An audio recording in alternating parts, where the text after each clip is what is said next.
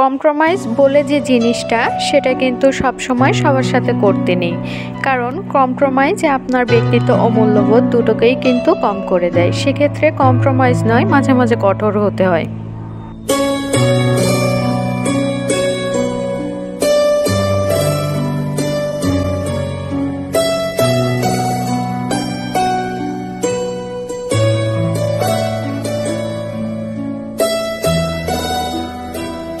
আসসালামু আলাইকুম, কেমন আছেন সবাই? আশা করি কাছে দূরে যে যেখান থেকে আমার ভিডিওটি দেখছেন সবাই ভালো আছেন।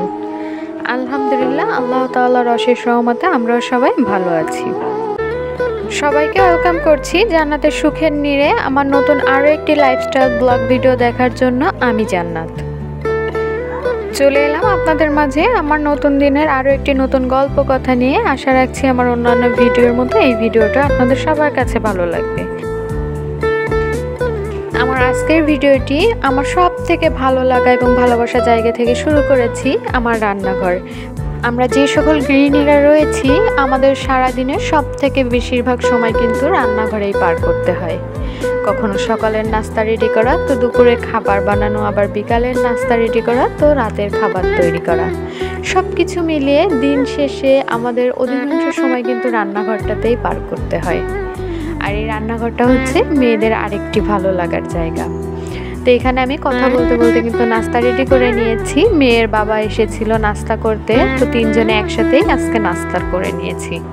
নাস্তার পর্ব শেষ করে এখন পুরো রুমটা সুন্দর করে একটু গুছিয়ে নিব, তারই চেষ্টা করছি। প্রতিদিনই আমি আমার বাসাটাকে আমার মনের মতো করে একটু সাজিয়ে গুছিয়ে রাখার চেষ্টা করি। মাঝে মাঝে আমার কাছে মনে হয় ছোট ছোট পরিবর্তনও কিন্তু একটা নতুন রূপ দেয় ঘরের, যার জন্য প্রতিদিনই চেষ্টা করি একটু একটু করে ভিন্ন ভিন্নভাবে সাজানোর জন্য। তবে জানি না কতটুকু পেরে উঠি, তবে আমার নিজের কাছে একটু চোখের শান্তি লাগে। এই যে 2 থেকে 3 দিন পর পর একটা বেডশিট চেঞ্জ করা। জানি বিছানার চাদরটা পুরাতন, তারপরও ধুয়ে ওয়ারড্রপে গুছিয়ে রাখার পরে বের করলে যে একটা ঘ্রাণ বের হয়, তাতেই কেমন যেন আমি একটা নতুনত্বের ফিল পাই। আর তখনই এই বেডশিটটি বিছানোর পরে আমার কাছে কিন্তু খাটের লুকটাই পরিবর্তন হয়ে যায়। আমার কাছে কেমন যেন মনে হয় যে আমি নতুন একটা বিছানা চাদর বিছিয়ে নিয়েছি। তবে মাঝে মাঝে কিন্তু একটু বিরক্ত হই বা একটু খারাপও লাগে। এই যে বিছানার চাদর বদলানোর সাথে সাথে বালিশের কাভার, একটা না দুইটা না বেশ কয়েকটা কাভার চেঞ্জ করতে হয়। এগুলোর জন্য না মাঝে মাঝে একটু খারাপ লাগে বা বিরক্ত লাগে। তবে যখন পরিবর্তন করে নেই তারপরে দেখতে কিন্তু মাশাআল্লাহ অনেক ভালো লাগে। তবে ওই ভালো লাগাটুকু যতটুকু না উপলব্ধি করি, তার থেকে খারাপ লাগাটা মনের ভিতর সব থেকে বেশি আঁকিবুকি করে। আমরা যদি খারাপ লাগাটা ভুলে যাই, ভালো লাগাটা উপলব্ধি করি, তাহলে কিন্তু সব কিছুই সুন্দর এবং সহজ হয়ে যায়। বেডের এই পাশের টেবিলটাতে আমি কিছুদিন আগে একটা মানি প্ল্যান্ট রেখেছিলাম, তবে কেন জানি গাছটা আস্তে আস্তে মরে গিয়েছে। বেশ অল্প কিছু পাতা ছিল, তা আমি অন্য আরও কিছু মানি প্ল্যান্ট রেখেছিলাম, তো তার ভিতর মিশিয়ে দিয়েছি। আর এখানে নতুন আরেকটি গাছ রেখেছি। এই গাছটির নামটি আমার জানা নেই, তবে দেখতে কিন্তু আমার কাছে বেশ ভালো লাগছে। সংসারের কাজ শুধুমাত্র একজন গৃহিণী নয়, বরং স্মার্ট গৃহিণী হিসেবে করার চেষ্টা করি, কারণ এই সংসারটা তো আমারই। অযত্নে রাখলে আমার এই সংসারটাকে যত্ন কে করবে আমি ছাড়া? যার জন্য নিজের শত কষ্ট হলেও কিন্তু একটু একটু করে যত্ন করে সুন্দর করে রাখার চেষ্টা করি। কেন জানি আমার কাছে মনে হয় ঘরের বিছানাটা আর কাপড়গুলো যদি গোছানো থাকে, তাহলে সেই রুমটা দেখতে অনেকটাই পরিপাটি লাগে। আদারওয়াইজ অন্যান্য জিনিসপত্র জায়গা মতো থাকলেও, গোছানো থাকলেও কিন্তু কাপড় আর খাট এলোমেলো থাকলে কিন্তু দেখতে একদমই ভালো লাগে না। তো আমি সব সময় চেষ্টা করি প্রতিদিনের কাপড় প্রতিদিনই গুছিয়ে নেয়ার।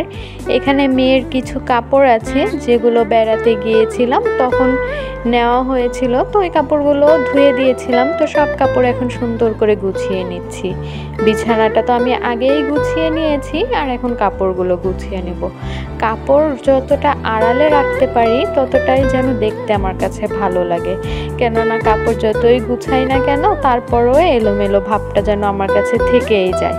তো এই জন্য আমি চেষ্টা করি সব সময়ের জন্য কাপড়টা একটু আড়ালে রাখার জন্য, আর বিছানাটা সব সময় একটু টান টান করে গুছিয়ে রাখার জন্য। কেন যেন আমার একটা বদ অভ্যাসও, আমি কখনো এলোমেলো বিছানা দেখতে পারি না। তারপরেও ছোট বাচ্চার ঘর, মেয়ের সাথে অনেক সময় পেরে উঠি না, কারণ আমার মেয়ে মানে গোছানো বিছানা একদমই দেখতে পারে না।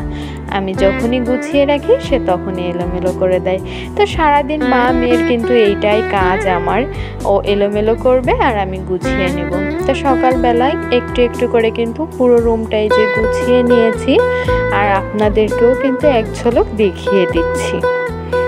স্মার্ট গৃহিণী হতে গেলে আমার কাছে মনে হয় কোনো স্মার্ট গ্যাজেটের প্রয়োজন নেই, কারণ বাসায় যেটা রয়েছে সেটাকে যদি সুন্দর করে গুছিয়ে রাখা যায় পরিপাটি করে, তাতেই কিন্তু অনেকটা সুন্দর দেখা যায়। আর এই সুন্দরের মানেই কিন্তু স্মার্ট। স্মার্ট মানে কিন্তু এটা নয় যে দামি দামি জিনিস লাগবে বা সুন্দর সুন্দর গ্যাজেটের প্রয়োজন হবে। তো এখানে আমার বেসিনটা দেখেন, আমি 4 দিন বাসায় ছিলাম না, তাতেই কেমন যেন পানির একটা লাল দাগ পড়ে গিয়েছে। এখানের পানিতে প্রচুর পরিমাণের আয়রন রয়েছে, যার ফলে এই দাগগুলো হয়েছে। বেসিনটা ব্যবহার করলে যতটা না পরিষ্কার বা ভালো থাকে, না ব্যবহার করলে তার থেকেও খারাপ দেখা যায়। গতকাল রাতে বাসায় এসে পরিষ্কার করতে চেয়েছিলাম, তবে অনেকটা জার্নি করার ফলে শরীরটা না খুব বেশি একটা ভালো লাগছিল না, যার জন্য পরিষ্কার করার হয়ে ওঠেনি। তবে এখন রান্নাঘরে বেশ অনেক কাজ রয়েছে, রান্না বাড়া করব, অন্যান্য কাজ। তো বেসিনটা নোংরা থাকলে দেখতে আমার কাছে একদমই ভালো লাগছে না, তো এই জন্য আগে ওই কাজটাই সেরে নিয়েছি। আর এখানে আজকে সকালেই বাজার নিয়ে এসেছে, সেগুলো এখন গুছিয়ে নিচ্ছি। এই বাজারগুলো বাইরে থাকলে দেখতে কিন্তু ভীষণ খারাপ লাগবে, তো যার যেটা যে বক্সে রাখা সেগুলো আমি বক্সে রেখে দেই। আর তাছাড়া যদি এরকম যখন নিয়ে আসে তখনও কিন্তু আমি যে বড় যে কন্টেনারগুলো রয়েছে তার ভিতর রেখে দিই, এতে করে বাজারটা শুকনা বাজার যেহেতু এগুলোও ভালো থাকে আর দেখতেও কিন্তু খারাপ লাগে না। রান্নাঘরটা ছোট হওয়াতে খোলা কোনো জিনিসপত্র থাকলেই না দেখতে খুব এলোমেলো অগোছলো লাগে। তো এই যে এরকম কন্টেনারগুলোতে আমি রেখে দেই, এতে করে দেখতে কিন্তু ভীষণ ভালো লাগে আর আমার ছোট্ট রান্নাঘরটাও দেখতে সুন্দর লাগে। ওই যে বললাম একটু স্মার্টভাবে কাজ করার চেষ্টা করি, তো ছোট ছোট চেষ্টা আর কি। আমার ঘরে যা আছে তাই দিয়ে আমি সুন্দর করে একটু গুছিয়ে রাখার চেষ্টা করি। আমাদের সবার জীবনেই কিন্তু হাজারো প্রতিকূলতা বা প্রতিবন্ধকতা রয়েছে, তো আমিও কিন্তু এগুলোর ব্যতিক্রম কেউ নই যে আমার জীবনে কোনো প্রতিকূলতা বা প্রতিবন্ধকতা নেই। আমার লাইফও রয়েছে, হয়তো কম বা বেশি। তো সব কিছু উপেক্ষা করে যথেষ্ট সময় ব্যয় করে অনেকটা কষ্ট ও পরিশ্রম করে আপনাদের মাঝে ফিরে আসি। এই আশার মাঝে কিন্তু আমার প্রচণ্ড রকমের ভালোবাসা ও ভালো লাগা রয়েছে।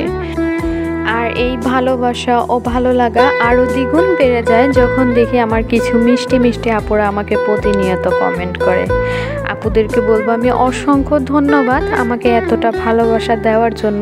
আমি জানি না এই ভালোবাসা আমি ডিজার্ভ করি কি না, তারপরও না দেখে যে মানুষকে ভালোবাসা যায় সেটা আমি হয়তো এই জগতে না আসলে বুঝতে পারতাম না বা জানতে পারতাম না। আমি এখানে আসার পরে বুঝতে পেরেছি মানুষকে ভালোবাসার জন্য শুধুমাত্র দেখার প্রয়োজন হয় না বা সাক্ষাতের প্রয়োজন হয় না, চাইলেই দূর থেকেও কিন্তু অনেক ভালোবাসা যায়। এখন পর্যন্ত যারা আমার ভিডিওটি দেখছেন, আশা করি ভিডিওটা ভালো লেগে থাকলে অবশ্যই একটা লাইক করে যাবেন। আপনার ছোট একটা লাইক আমাকে আগামী দিনের ভিডিও মেক করার অনেক উৎসাহ জাগিয়ে থাকে। আর আজকের ভিডিওটি কেমন হয়েছে সেটা অবশ্যই একটা কমেন্ট করে জানাবেন। আপনার একটি কমেন্ট পড়ার জন্য কিন্তু আমি অধীর আগ্রহে বসে থাকি, ছোট হোক কিংবা বড়, একটা হলেও আমাকে ছোট্ট করে হলেও একটা কমেন্ট করে যাবেন।